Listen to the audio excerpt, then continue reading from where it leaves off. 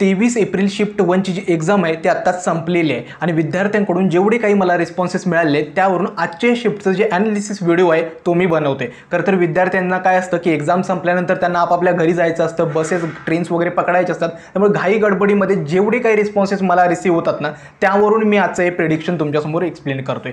तर व्हिडिओला सुरुवात करण्याआधी तुम्हाला एक गोष्ट सांगायची ती म्हणजे काय, तर जेवढे काही बाळांनो आता CET रिलेटेड कंटेंट आहे किंवा तुमची कॅप ॲडमिशन प्रोसेस आहे, तुमचं स्पॉट ॲडमिशन होईपर्यंत म्हणजे तुमची पूर्ण कॅप रिलेटेड जेवढा काही कंटेंट आहे, व्हिडिओज असतील ते मी या चॅनलवरती अपलोड करणार आहे. त्यामुळे चॅनलला नक्कीच सबस्क्राईब करा. त्याचसोबत आमचे जे ऑफिशियल व्हॉट्सॲप ग्रुप आहेत त्याची लिंकसुद्धा मी डिस्क्रिप्शन बॉक्समध्ये दिली आहे, त्यांनासुद्धा नक्की जॉईन व्हा, कारण का पूर्ण कंटेंट तुम्हाला अपडेटेड त्यावरती मिळेल. ठीक आहे, तर सुरुवात करूया आजच्या या नवीन व्हिडिओला.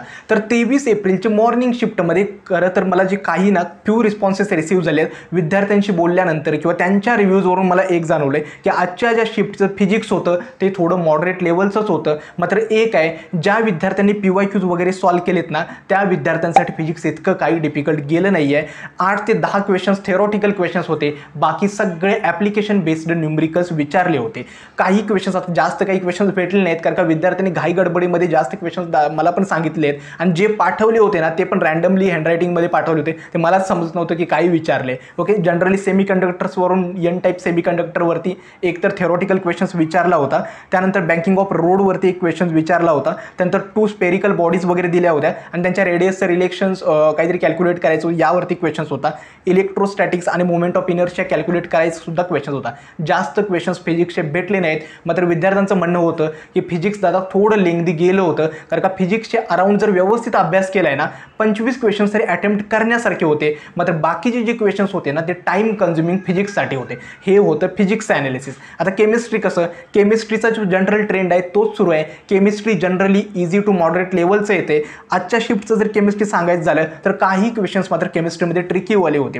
ठीक आहे, जनरली सांगतो, ऑर्गॅनिक केमिस्ट्रीमध्ये फिनॉलच्या हायड्रोजनेशनवरती क्वेश्चन आला होता. त्यानंतर इथायलिन ड्राय क्लोराईड विथ अल्कोहोल असा काहीतरी क्वेश्चन्स आला होता जो जास्त मला पण समजला नाही. तिसरं आहे ते म्हणजे काय, नायट्रो अल्केनचं प्रायमरी अल्केनमध्ये कसं कन्व्हर्जन आहे त्याच्यावरती क्वेश्चन्स आला होता. आणखीन एक इम्पॉर्टंट म्हणजे काय, तर मोलॅरिटी कॅल्क्युलेशनवरती 2 क्वेश्चन्स आले होते.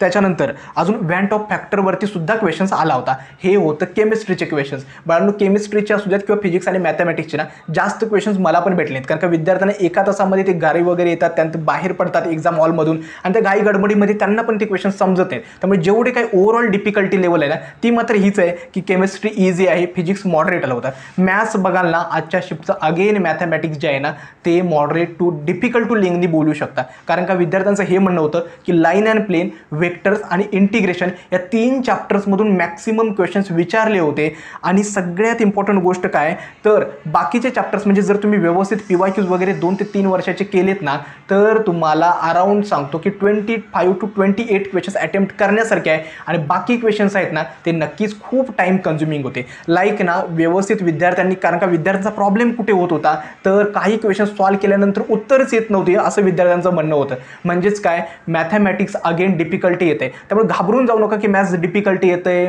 म्हणजे लेंदी येते, तरीसुद्धा तुमचा अप्रोच काय असला पाहिजे, तर जेवढे क्वेश्चन्स येतात ना ते पहिल्यांदा अटेम्प्ट करायचे आणि जे डिफिकल्ट क्वेश्चन्स आहेत त्यांना आपण शेवटी मार्क पर रिव्ह्यू करून अटेम्प्ट करू शकतो. ओव्हरऑल मॅथमॅटिक्समध्ये जर बघाल तर अराउंड 50+ किंवा 50 to 60च्या दरम्यान स्कोअर तरी विद्यार्थ्यांना मिळतोय. मात्र डिफिकल्टी जाते. बाकीचे जे क्वेश्चन्स आहेत, जे काही JEE मेन्स लेवलचे क्वेश्चन्स आहेत 12 ते 13 क्वेश्चन्स, त्यांच्यामध्ये विद्यार्थ्यांचा टाईम खूप गेलाय. आता लाईक क्वेश्चन्स मला जास्त भेटले नाहीत, परंतु 2 लाईन्स दिली होती, त्यांची इक्वेशन्स दिली होती आणि त्यांच्यामधलं डिस्टन्स वगैरे काहीतरी कॅल्क्युलेट केलं होतं. त्याच्यानंतर 2 इंटरसेक्टिंग लाईन्स दिले होते इक्वेशन्स आणि केची व्हॅल्यू फाइंड करा होती. अजून मॅट्रिक्समध्ये AB इनवर्स आणि A इनवर्स दिला होता आणि B इनवर्सची व्हॅल्यू काढा असं विचारलं होतं. ठीक आहे, ओव्हरऑल पेपर जर बघाल तर आजचा जो 23 एप्रिल शिफ्ट 1चा जो पेपर आहे ओव्हरऑल पेपरची डिफिकल्टी आहे ते मॉडरेटच आहे. आजच्या या शिफ्टमध्ये मला वाटतं सेफ स्कोर आहे ना 100 to 105+ तरी मार्क्स तुम्हाला आरामात जर मिळाले तर बऱ्यापैकी पर्सेंटाईल येऊ शकतं. मार्क्स वर्सेस पर्सेंटाईल आजच्या शिफ्टमध्ये कसं व्हॅरी होणार आहे, एकतर आजची शिफ्ट मी मॉडरेट कॅटेगरी प्रायोरिटीमध्ये ठेवतोय. मॅथमॅटिक्स नक्कीच डिफिकल्ट आलं होतं, फिजिक्स टाईम कन्झ्युमिंग आलं होतं, केमिस्ट्री इझी होतं, परंतु मार्क्स वर्सेस पर्सेंटाईलसाठी अराउंड मला वाटतं की 90% 95 to 100 मार्क्सवरती मिळू शकतं.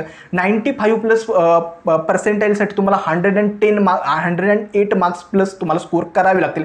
आता 99% मी सांगू शकत नाही, कारण का कसं असतं जनरली टॉपर कितीचा आहे या शिफ्टमध्ये ना त्याच्यावरती हे 99% ठरत असतं. त्यामुळे 99% जरा एक प्रेडिक्ट करणं डिफिकल्ट आहे. ओव्हरऑल ज्या 25, 26 आणि 27 एप्रिलच्या दरम्यान एक्झाम्स आहेत त्या विद्यार्थ्यांनी जास्तीत जास्त रिव्हिजनवरती फोकस करा. नवीन चॅप्टर्स करायची काही गरज नाही आहे. केमिस्ट्री इझी येते त्याच्यावरती फोकस करा. फिजिक्समधलं आपलं टार्गेट काय असलं पाहिजे, 50 पैकी ॲटलिस्ट 25 क्वेश्चन्स कसे अटेम्प्ट करतील याच्यासाठी. मॅथ्स डिफिकल्ट येतंय तरी सुद्धा घाबरून जाऊ नका. तुम्हालाच डिफिकल्ट जात नाही, सगळ्याच मुलांना डिफिकल्ट जाते. त्यामुळे चान्सेस आहेत यावेळी सुद्धा कमी मार्क्सवर चांगलं पर्सेंटाईल मिळू शकतं. आय होप तुम्हाला आजचा ॲनालिसिस व्हिडिओ समजला असेल. अजून कोणत्या टॉपिकवरती व्हिडिओ असेल ना ते देखील मला कमेंट सेक्शनमध्ये सांगा. आणि सगळ्यात इम्पॉर्टंट गोष्ट म्हणजे काय, चॅनलला नक्की सबस्क्राईब करा. खूप इम्पॉर्टंट आहे, कारण का पूर्ण तुमची कॅप ॲडमिशन प्रोसेस दरम्यान या चॅनलवरचा कंटेंट तुम्हाला नक्कीच हेल्पफुल होणार आहे. आजचा हा व्हिडिओ मी येथेच थांबवतो. धन्यवाद.